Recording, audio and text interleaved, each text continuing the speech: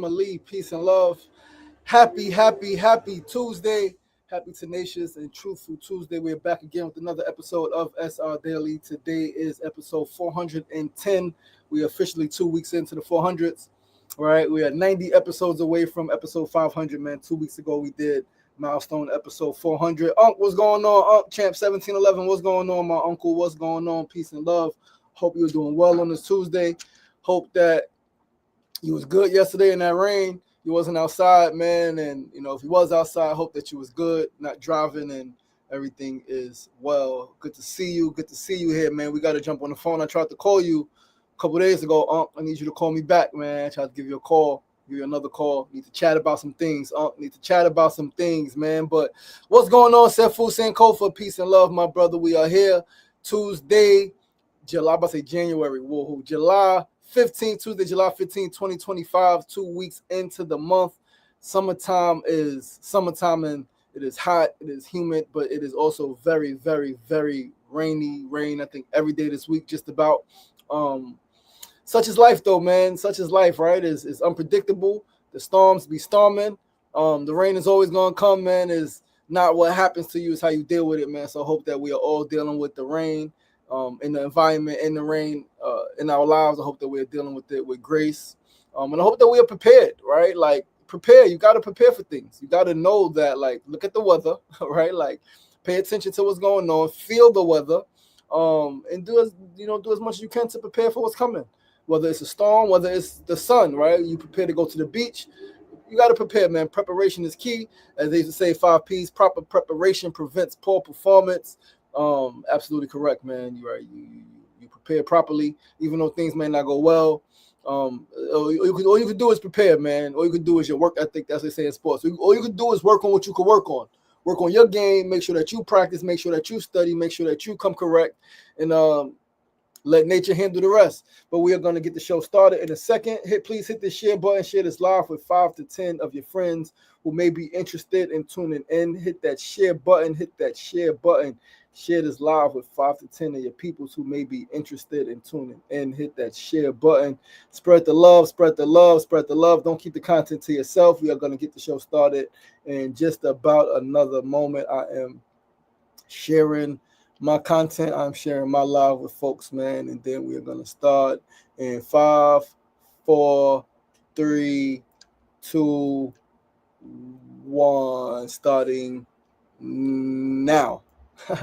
Let the rain cleanse and nourish. Absolutely, my brother. Let the rain cleanse and nourish you, man. And once again, to get the show started, I am your boy, your host, LaShawn Sugar Ray Marston. You are tuned into episode 410 of SR Daily. SR Daily is where personality meets enlightenment. We are here Mondays through Fridays, 9 a.m. to 9:30 a.m. Facebook Live, YouTube Live, and Instagram Live. Matrix Monet, what's going on? What's going on? What's going on? Peace and love. Peace and love. Thank you for tuning in. And we're going to start the show with our first segment of the day. Today's first segment is a word of the day. Today's first segment is a word of the day. Today's word is become. Become. Become is defined as begin to be, to grow to be. To become is to evolve, change into, or emerge as something. Let's read that one more time. Today's word of the day is become. Begin to be, grow to be. To become is to evolve, change into, or emerge as something. Very simple word, right? Very simple word. But I realized that, I think a lot of people in the world realize that there are so many people, not just alive today, but that have been alive in the past, that are no longer here, that focus on doing. Oh, I got to do this. I got to do that. I want to do this. I want to do that. I got to accomplish this. I got to accomplish that. They're focused on what has to be done. They're focused on, right, like accomplishment. They're focused on external achievement, right, as opposed to simply being committed to becoming who you want to be. That's it. That's all you really have to do, right? This is a word that I think seriously needs to be understood, overstood, and understood a lot deeper in our minds. Because what does it mean to become? What does it mean? The definitions are there, right? The definitions are there, and so we know what it means to be, to become, right? As they say, to be or not to be, that is the question, And so I think that our focus should be on what and or who we want to become. Who are you being? Who are you becoming? Right? Because we are always in the process. We are always in the process of becoming something and someone. Right? Either it's someone we want to be, something we want to be, or something we don't. Right? Oh, I don't really want to be like this, but what? So then don't be like that. If you don't want to be like that, don't be like that. Oh, I hate to be like this, but no, you don't. No, you don't. You love it, and it's okay. Be honest with yourself. Keep it real with yourself first and foremost before anybody else keep it real with you, right? So let's focus, guys. Let's focus on what and who we want to become. Who do we want to emerge as? Who do we want to evolve into, or what do we want to evolve into? I like my Christian brothers and sisters may be a little upset, but I remember studying Christianity and reading Mystic Christianity and The Secret Teachings of All Ages by Manly P. Hall, which I think is probably the greatest volume ever written. In I think 1933, I believe it was, 33, 34, something like that. But long time ago, right before a lot of us here was born. But he spoke about Christianity. He spoke about man becoming God, right? God becoming man, and then man becoming God, vice versa, right? So who do you want to become, right? Because we are born. You were born as a human. You're born, right, little boy or little girl, and then you grow into an adult. Now, what are you growing into? Similar, right? Because to evolve, to change into, right? But what are you becoming? Are you becoming more of who you're supposed to be? Are you becoming more divine? Are you becoming more compassionate? Are you becoming more courageous? Are you becoming more confident? Are you becoming more respectful? Are you becoming more creative? Are you becoming more brave, right? Are you becoming more successful? Are you becoming more humble? Are you becoming more grateful? What are you becoming? Me, I'm becoming the greatest human to ever live. That's what I'm becoming. That's my commitment. That is my personal goal, to be the greatest human to ever live on this planet. And so I'm becoming the healthiest person on the planet today. I'm becoming the wealthiest person on the planet today. I'm saying it here. Mark my words. Video record this thing, right? Like, save it, keep it, remember it, right? LaShawn Jamel Marston, aka LaShawn Sugar Ray Marston, is becoming the healthiest person on the planet and the wealthiest person on the planet, so that I can essentially become the greatest human to ever live. I said it. It's out there. You guys know it now. Right? And so understand that, like, becoming is not what's the word? It's not just from here to there, right? It doesn't happen like that. It's a process. You got to shed. You got to lose things, right? You got to go through some things. You got to be refined, right? You got to grow through some things. You got to have some heartbreaks. You got to have some disappointments. You got to have some setbacks. You got to have some failures. You got to have some times when it ain't nobody else's fault but yours. Times where there's nobody else's fault but yours. Everything was in place and you still effed up. You still dropped the ball. You still blew that money. You still blew that opportunity. You still spoiled that relationship, right? You still, it was nobody's fault but yours. You need those because it ultimately brings you closer. It gives you the tools and the ingredients to become who you want to become, who and what you want to become. Because you may want to become more than just a regular human. You may want to become superhuman. You may want to become a man god, a woman god. You might. And understand that if you do, and even if you don't consciously say it, your spirit knows what it wants to become. And so things are going to happen. Things are going to happen. And as we say, man, lean into it, embrace the changes, embrace the challenges. That's the only way to extract the wisdom. That's the only way to maximize, right? Like what you're going through, because as they say, if you go through something, you might as well get something from it. And don't just go through it, grow through it so that you can glow through it. That's what I say. Don't just go through it. Grow through it so that you can glow through it. You want to shine. You want to shine through all experiences. You want to shine through all situations. You want to be focused. You want to grow. You want to let your light shine.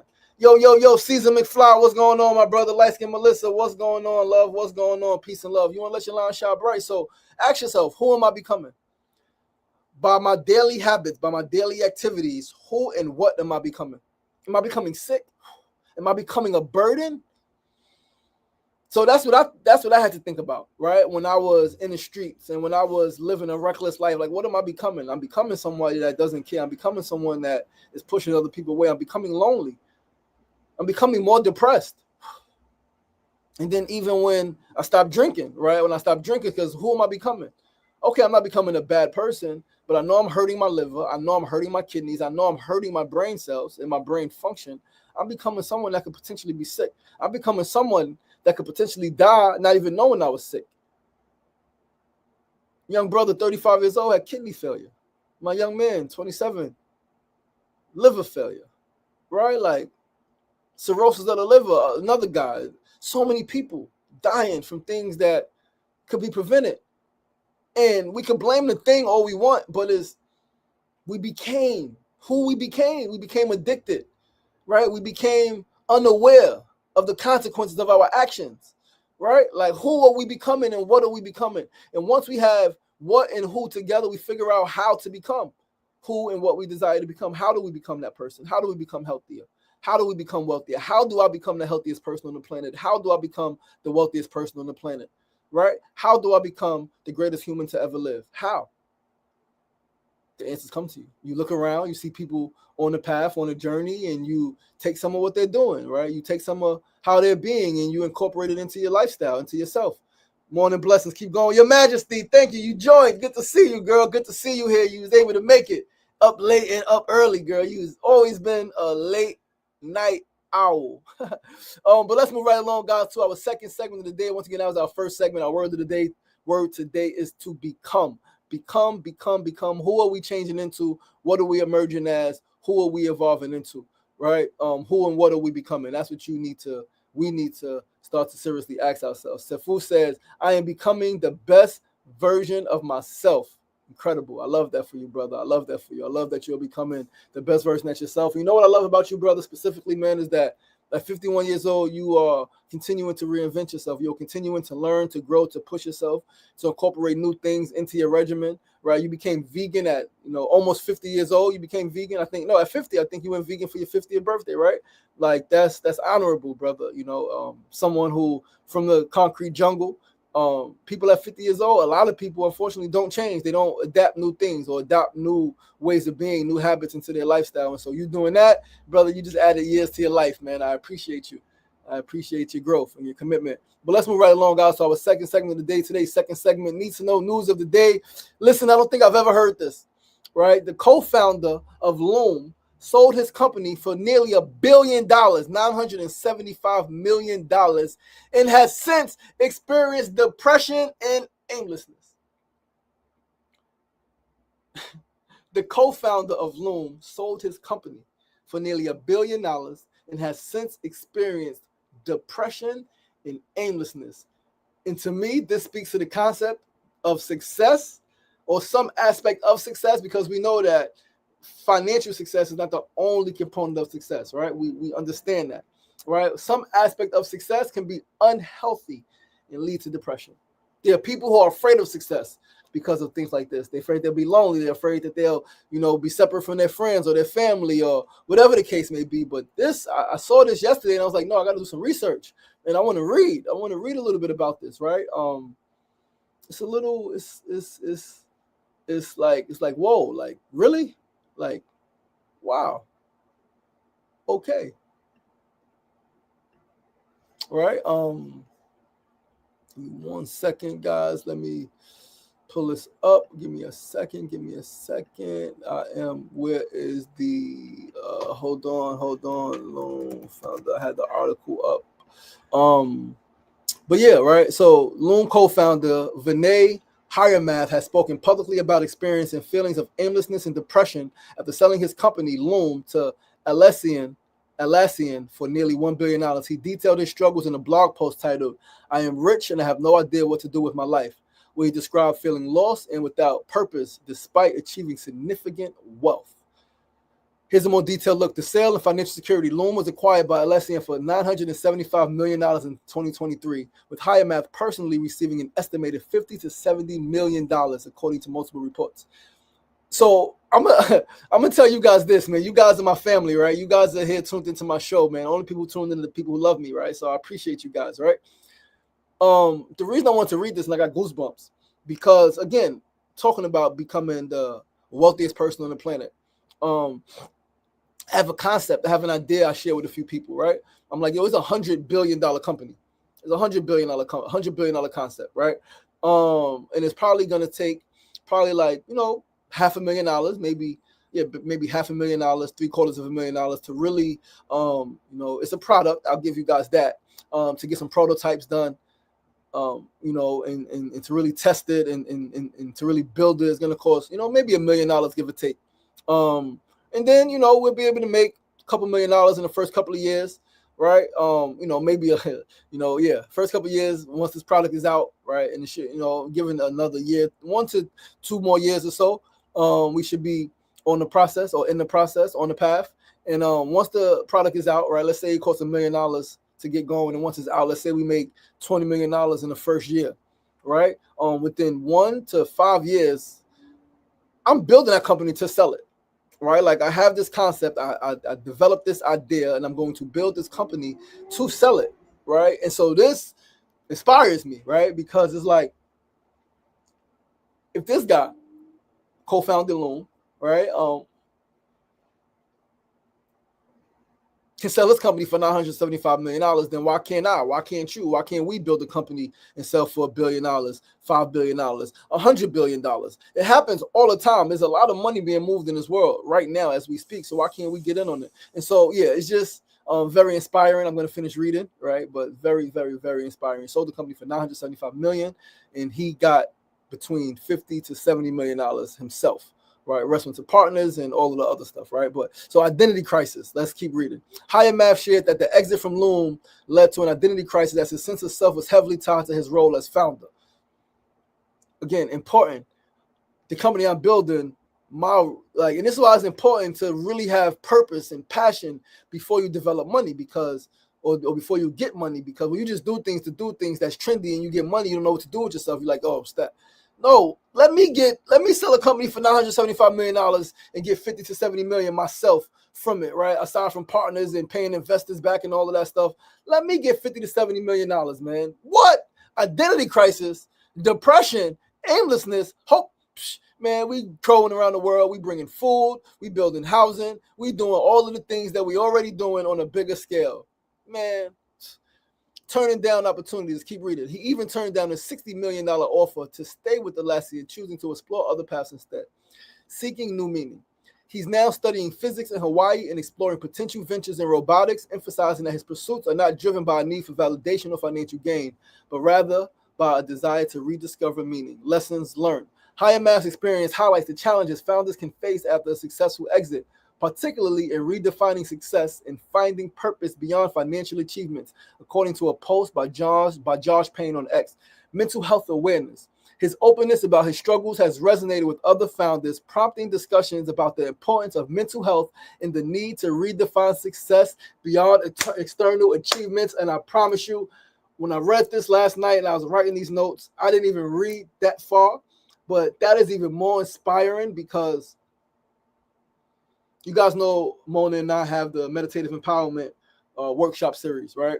And one thing that I really, really, really, really, really want to do, and we really got to start putting out there to help folks, is to help founders, to help leaders, right? To help people who are building companies, to help people who are successful with their mental health, right? And to redefine success beyond external achievements. And so when I speak about, and I'm going to give you a little bit, right, before we move on, when I speak about becoming the wealthiest person in the world, like, yes, I am partly speaking about finances, but even if I don't have the most money, I'm going to be the wealthiest person. Why? Because I'm going to have the most healthiest relationships, right? I'm going to be able to, I already have the most healthiest relationships. I'm already able to process loss, failure, shifts, and things like with grace and harmony. I'm able to cry when I feel hurt. I'm able to forgive. I'm able to apologize, right? I'm able to pick myself up when I fall. I'm able to move through injury, right? Like wealthiest injury, that's health. I'm tripping because it's mixed up, healthy and wealthy, right? But the wealthiest person in the world, like, yeah, man.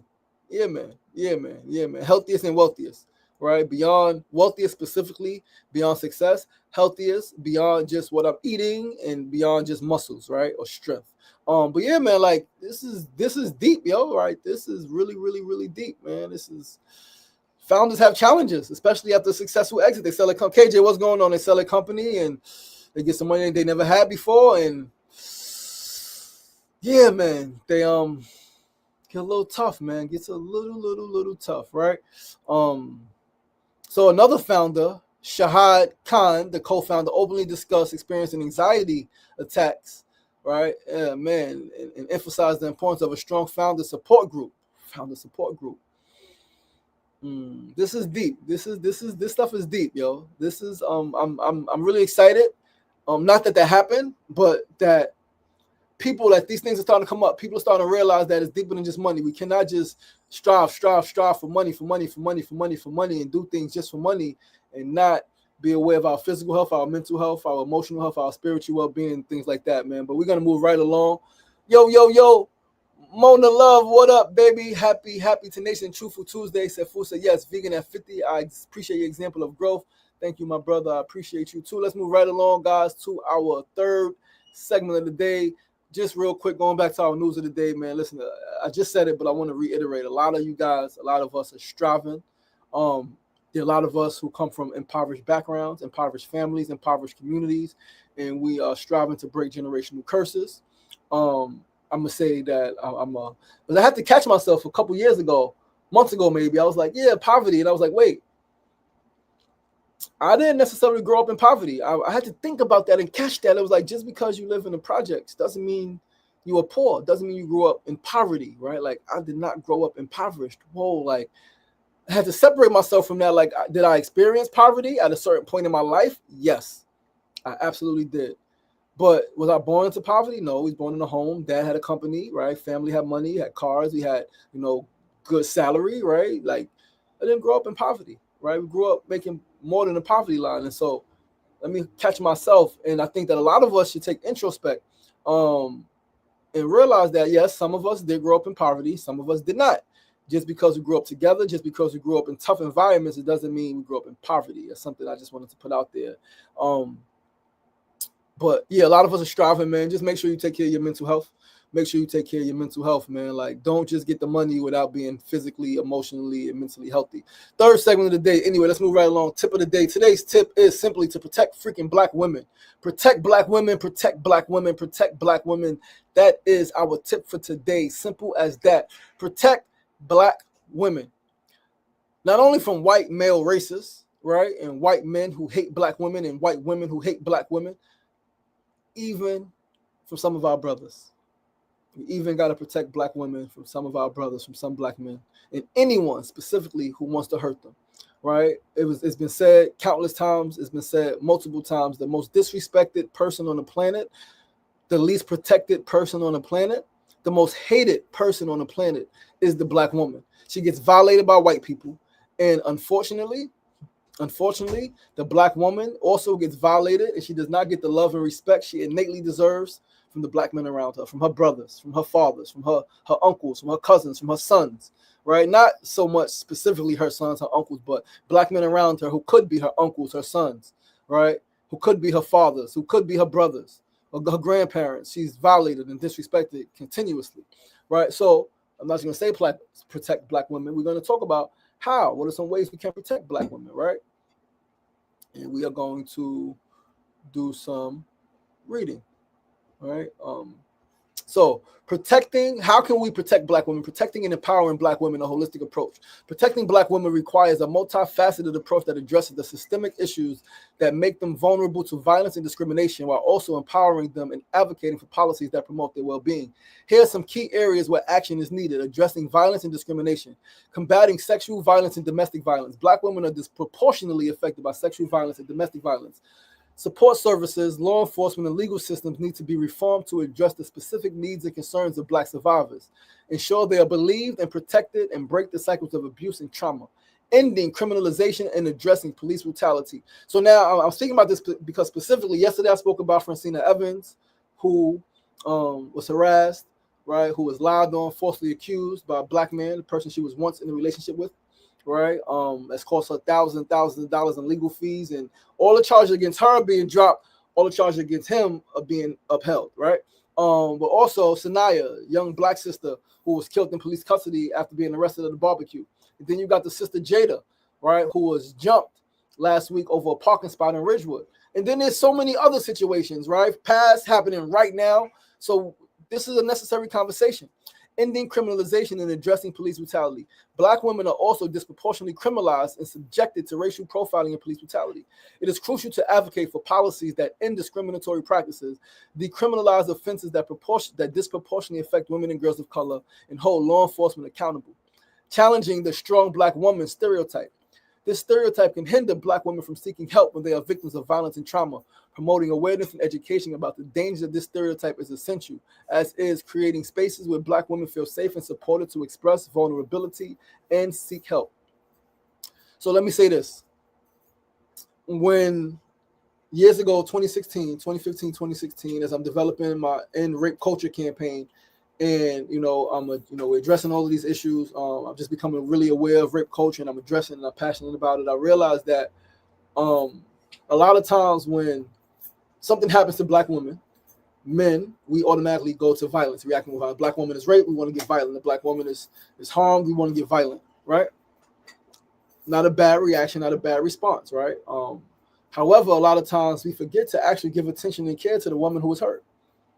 We address the violators or the perpetrators of the situation, but we forget to actually talk with her and ask how she's doing and ask like what's on her mind and what does she feel in her heart and what does she need, right? I realized that I wasn't doing that and that most men around me wasn't doing that, if not all, right? Like it was something I had to learn is that, so we talk about protecting Black women.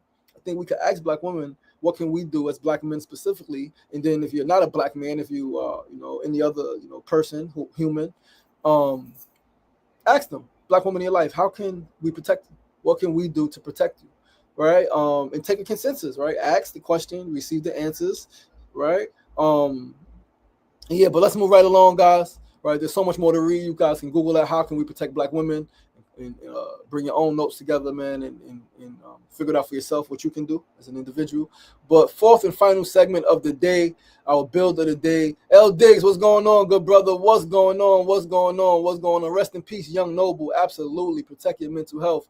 Peace and blessings, my good brother L. Sefu said, invite Black women to our grievance support group. Let's talk about the issue. Let's talk about an organized plan.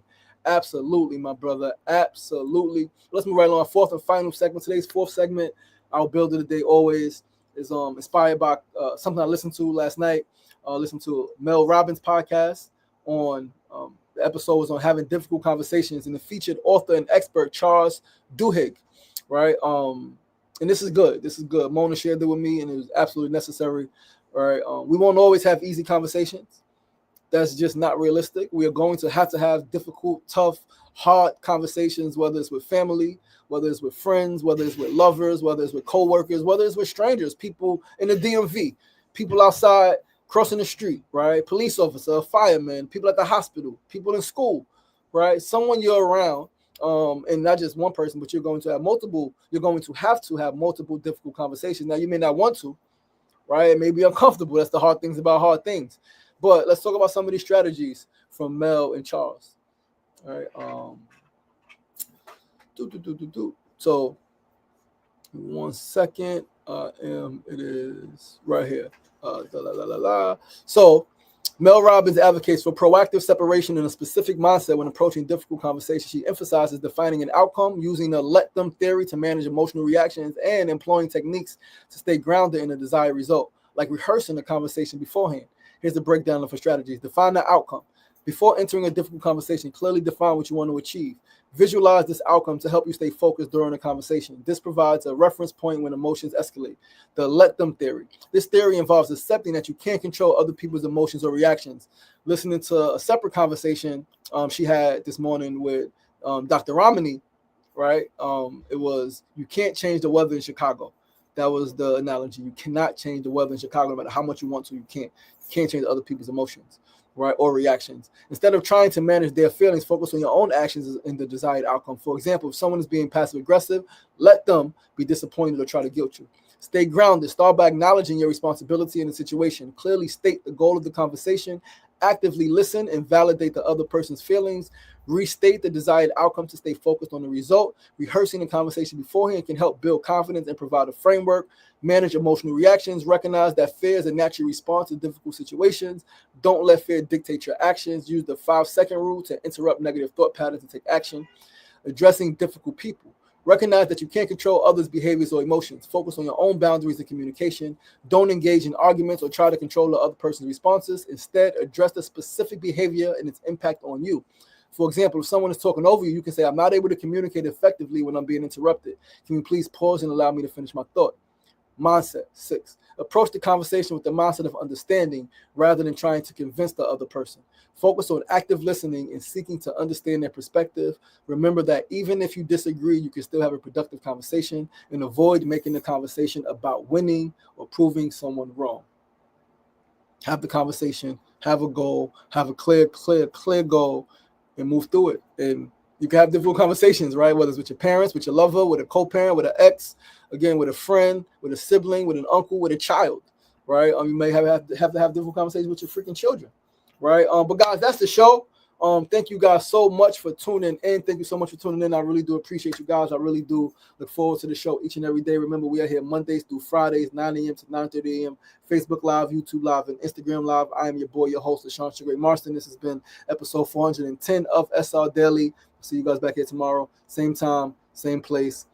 Remember, it ain't getting knocked down. That's the problem. It's staying down. So get up! The power is in you. As always, be kind to yourself and be kind to each other. Peace and love.